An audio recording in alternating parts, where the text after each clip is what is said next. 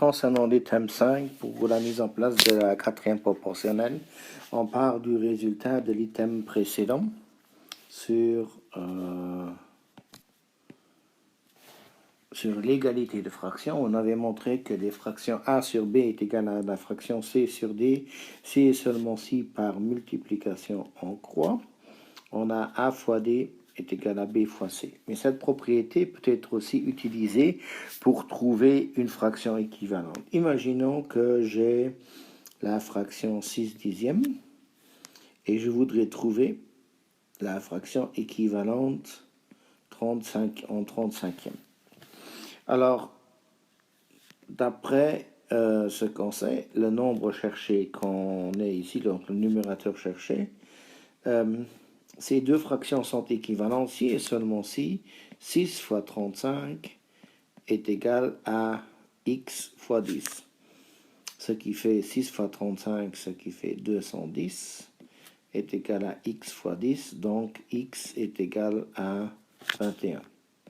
Donc, 6 dixièmes est égal à 21 35e.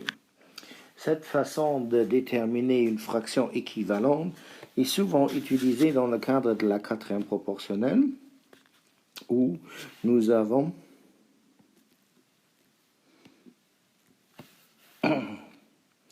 alors la quantité 1, la quantité 2. Nous avons ici alors, par exemple, la quantité 6, 10. Ici, nous avons la valeur qui nous manque, et ici, nous avons 35. Alors, si les deux, donc s'il y a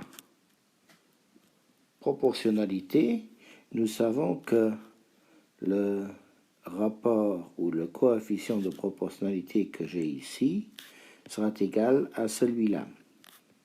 Alors, le premier coefficient de proportionnalité est égal à 6 dixièmes que j'obtiens, ou x sur 35.